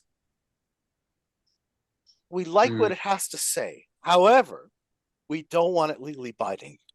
Yeah. Right. Yeah. That's what it means. So that's like the pink unicorn. Well, it's nice sitting here, isn't it? Well, yeah, exactly. The pink unicorn makes me feel good, so it must be okay. Yeah, that's why it's special. Sit there. It's like the CRPD Act. Well, it's sitting there. And that's the stupid argument that I got in. I've told this before too. The tribunal here, in BC, one of the tribunal chairs. I actually had a chance to talk to the guy on the phone, one of the guys on the phone, and he said, "Well, as long as a discrimination is equally applied, it's fine." He actually didn't use discrimination. He actually didn't use the word discrimination. I should correct that. Like, he actually admitted that word. So I'm adding the word, but he basically said, as long as they equally apply everything, it's fine. And I'm like, okay. So by this logic, if you have an entire apartment building of 60 units full of disabled people, if you evict them all, for the same pretense, it's fine. It's fine. It's fair. It's not fair, and it's not discriminatory. Even though it's against a protected class of people, it doesn't matter. It doesn't matter. But here's my famous line. Oh yes. Yeah. Well, how about that, folks? What are we having tonight? We're having spaghetti, aren't we? Yeah. Okay. So get the big pot out there, Brent. Okay. Okay. So boil the water. Okay. Boil the water. What about the noodles? Well, I got the noodles in. What? Anything else? You didn't tell me what else you want. You just said make spaghetti. So I'm boiling the water. Put the noodles in. Well, where is the sauce? Oh, what kind of sauce? Oh, we need to study that. I need to go and figure out here. Yeah, this is gonna take me a while to research this now. Okay, so oregano. Oh, do you need oregano? Oh, framework for the sauce. all the framework. Oh, this is gonna take me 2 years. There's in time for the election. There's 30 years of people that have made spaghetti before. Oh, but we failed. We don't need. I mean, this is where, when I look at all of this stuff, it's like, the level of idiocy that we're facing to solve all of these problems, it makes you wonder how has society just allowed this to just go on?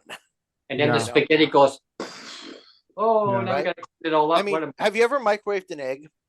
Oh, yeah. Yeah. Okay. Right? And then you poke it with a fork. And then it becomes a grenade and blows up.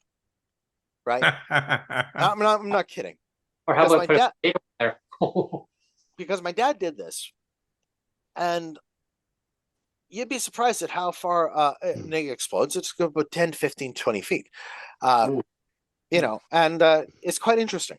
But the point being is, when it comes to the government and society, that's what they're doing.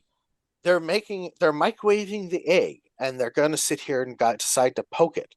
So they're putting this pressure on society, and they figure, let's just poke the egg and see what happens. Because this continued pressure that they're putting on society with the carbon tax and this fee and this levy, this pressure is going to break. MJ, talk about an egghead, eh? Poof. It's like, exactly. Yeah. I mean, egg face, Yeah. I had to throw it there. Too, I mean. Well, the fun part was, I told him, don't poke the egg. Oof. I told my dad, don't poke the egg. and he poked the egg. Oh. And he said, "Why? What's going to happen?" I said, "Well, it's going to blow up." So I figured I'd move about 15 feet away, and I was lucky I didn't get egg on me. But the point being is, this is what they're doing to society. They're microwaving us with all of these things that they're putting pressure on us. They've got us, with the carbon tax and this fee. Now they want us to all get an electric car for $75,000 to $80,000. I don't know how I'm going to afford that. Or or I'm going to be using public transit that's going to be completely unreliable, right, and inconvenient, because it always is. So either way, they keep putting this pressure on society. It's going to boil over. And society is not going to reply correctly to the economy. And this is why I always tell these, I talk about politics and solutions, is if our government was fair-minded and they only did what they truly needed to do for the benefit of society, and that's it, right? All they did, they wouldn't have this pressure cooker happening. Right? We don't, and to unfuse that pressure cooker is going to take a lot of work for our government to solve. And I don't think they're properly equipped for it. Right? I think it's going to take the next generation of people to come into power and solve it, because the current generation is just too geriatric. We've reached the point of the show for closing comments, Brent. So I don't know if you wanted to put your closing comment in. Sure, I'll throw it out there. I was just actually in the background. I'm glad that she hasn't muted. The question period is over, but the former finance minister is actually on there. They're doing some kind of second reading, whatever, and I just sent you a picture because we're actually not technically allowed to. They call it rebroadcast the question period on TV. Yeah, but it's just not on. But it was a photo. I said, "Oh yeah," but yeah. And then that kind of goes back to kind of what we've been talking about, is like policies, like decision making, things from other like the previous administration versus current government or whatever. It's always that kind of the blame game of government blaming government, why things don't happen. And I'm just going to summarize all this. Just give people a basic, like a livable, not even just a basic, but a livable income. These programs are so outdated. But we gotta wait 2 years though, because we got a state-of-the-art computer system that's going to be coming out. Apparently, it's going to be modernized. It's going to handle the caseload, so it can handle bigger payments. What is that going to be? Is that going to be for like a livable income? Oh, gee. But just to conclude everything that we've discussed today, which is a very important discussion, and I'd love to dive into this on our next roundtable. I'm looking forward to it. I know Joseph will be pounding down on some of the numbers on it too, because he's going to talk about the new petition that's out there that's being sponsored by Honorable Mike Maurice from the Federal Green Party.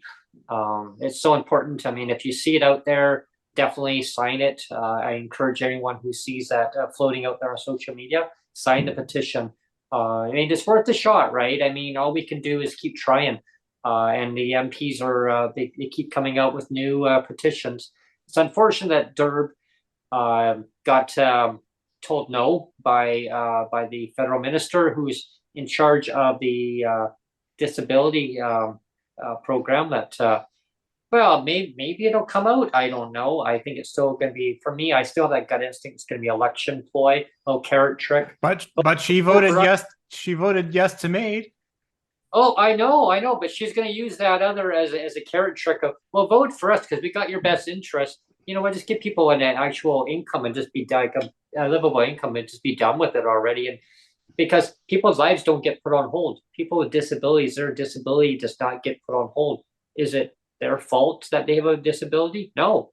Is their fault that they now become a senior in life? Oh, or a veteran? Yeah.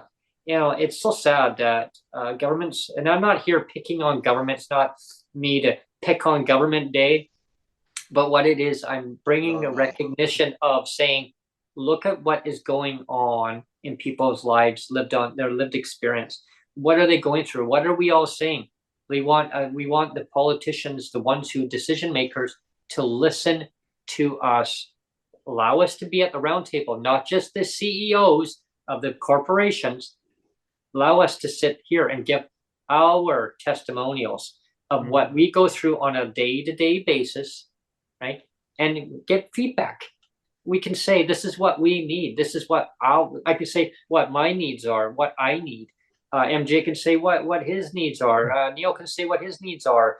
Alan can say what his needs are, or Dan, Dan's not here now, but I mean, anyone who's on our roundtable, plus anywhere around the country, 1.5, 1.6, and that number keeps growing. I know we used to say it's always 1.5. That number keeps growing. I'd say that number is even higher, but I'm not going to question that certain stat numbers, because really, like, it's just a stat number.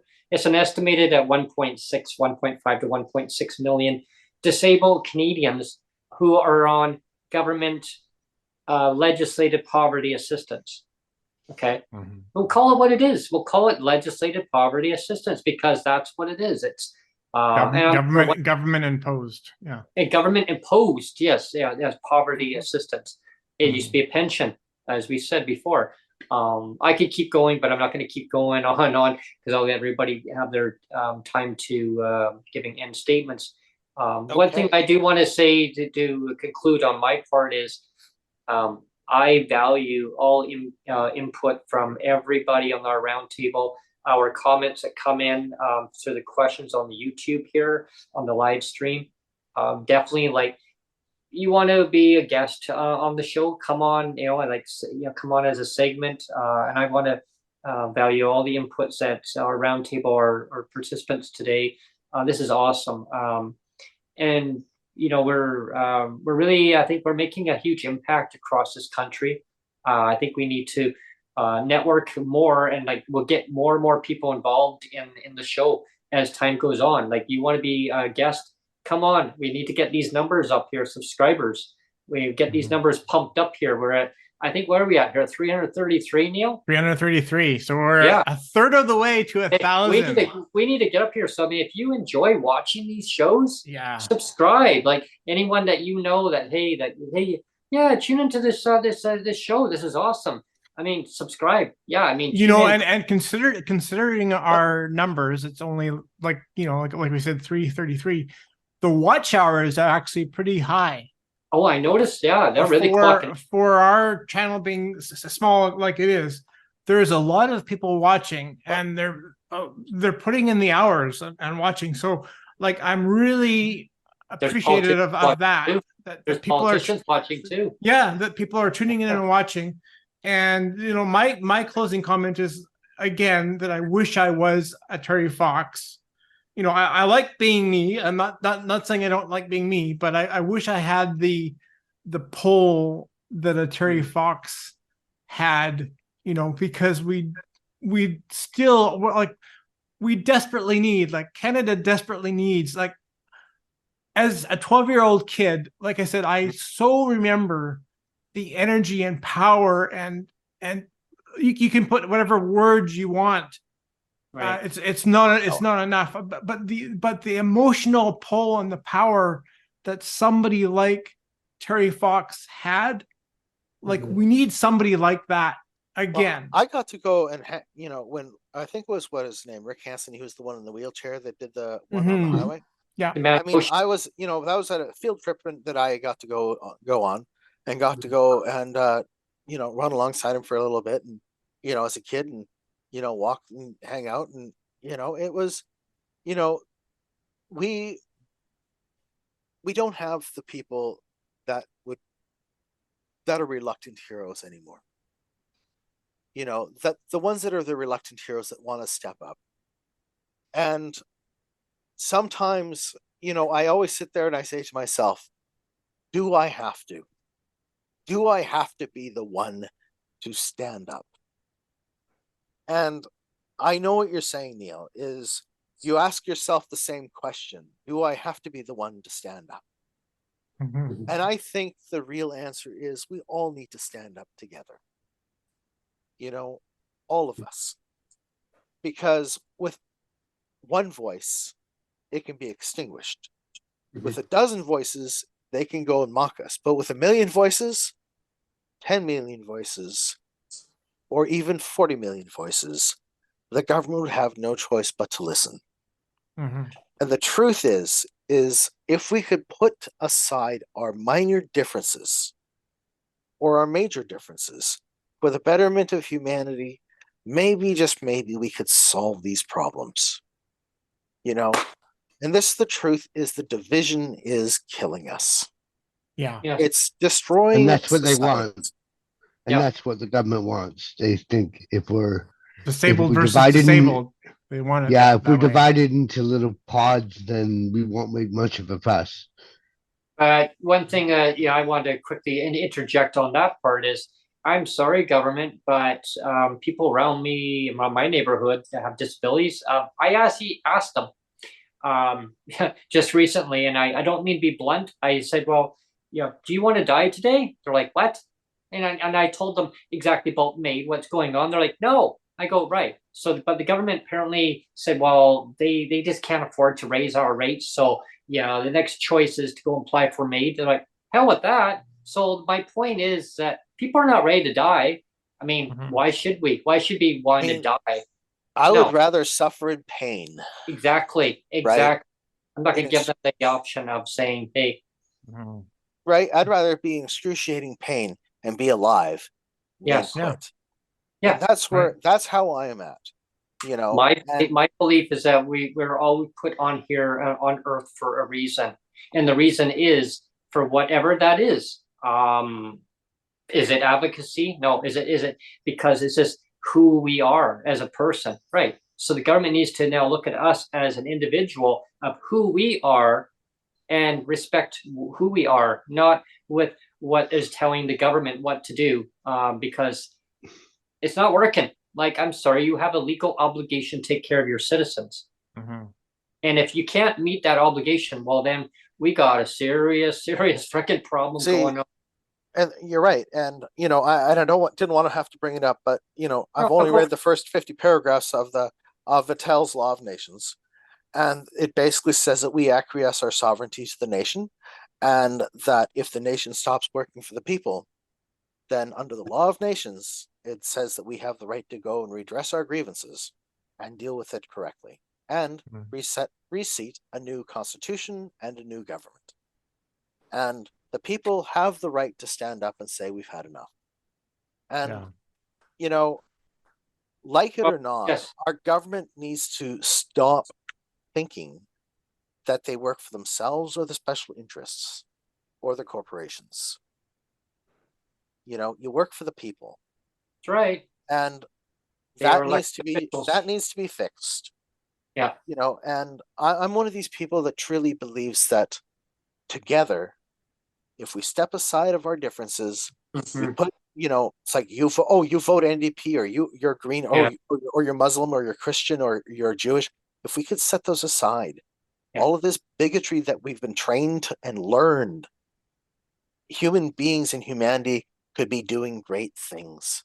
Yeah, exactly. If they could just learn to work together, and so much more can get accomplished rather than them saying, oh, well, I want to be in government because I'm going to make more money if I'm in cabinet, versus the other one, oh, no, you can't have this. And nothing. I think we should just start drawing lots.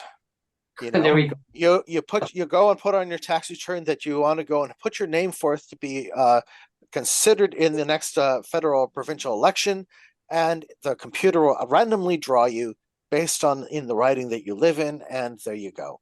And there'll be no election, and it'll just be random computer selection. And I would be an MLA if they would give me a private helicopter to make it easy for me to go from Surrey. I could have a little helipad, out front.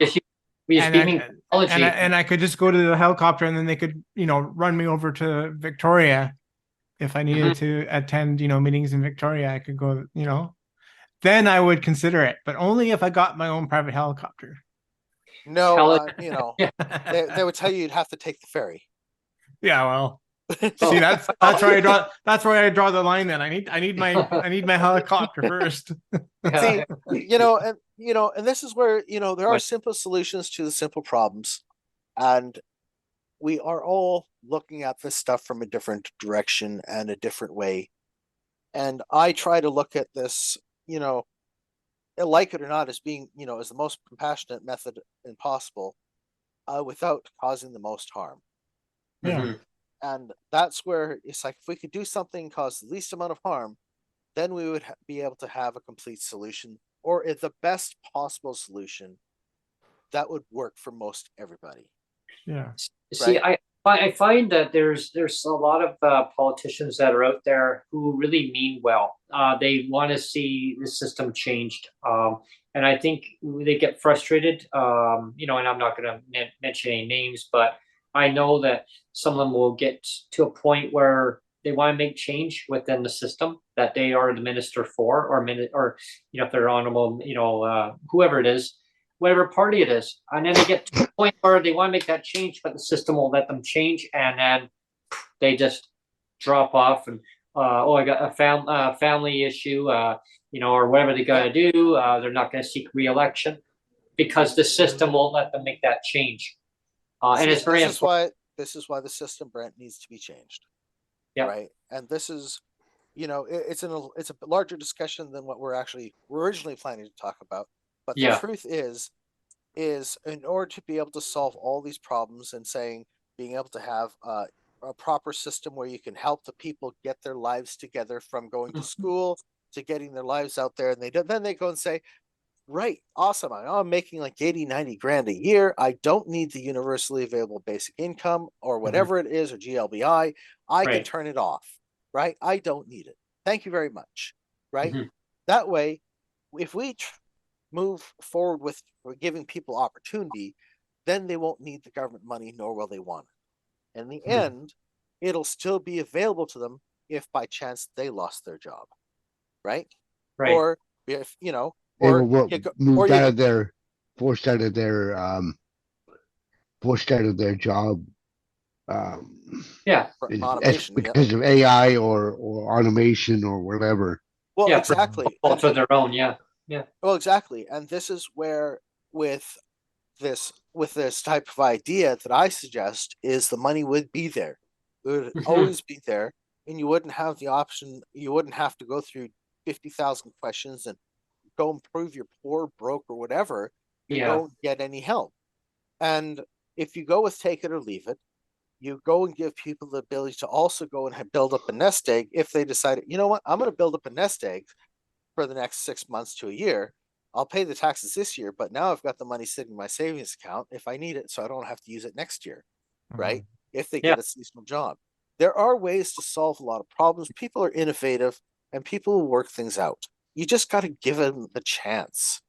Totally. Well, I know if there was a UBI and say the amount was $2,500 a month, I would probably bank $500 a month of it, because I think that with my rent being $1,260, that leaves me $720 over top. With the fact that I could, for just be me, I don't have to worry about anybody else. As long as I can stuff my fridge with stuff and buy in bulk and then divide it up, then I've got enough meals for 4 weeks. If I can do a big shopping at the beginning of the month, then I could definitely live on 700, even with my cell bill being 200, that still leaves me 500 for food and Netflix and whatever. Yeah, and that's another. So I could bank that extra.